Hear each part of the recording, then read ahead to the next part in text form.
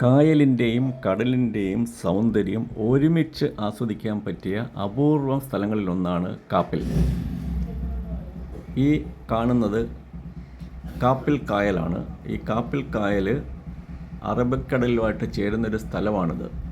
ഇവിടെ ഈ കായലിലെ water sports activities, kayaking, അങ്ങനെയുള്ള കാര്യങ്ങളൊക്കെ ഇവിടെ ഉണ്ട്.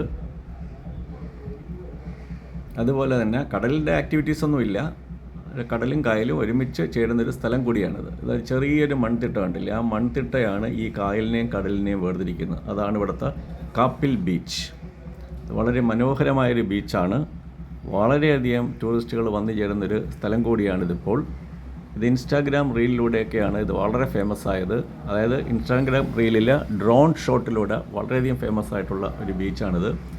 ഇപ്പം പകലും രാവിലെയും വൈകുന്നേരവും ഒക്കെ തന്നെ ധാരാളം ആളുകൾ വരുന്നൊരു സ്ഥലമാണ്. ഇത് വർക്കലയിൽ നിന്ന് ഏകദേശം 8 കിലോമീറ്റർ മാത്രം അകലെയാണ്.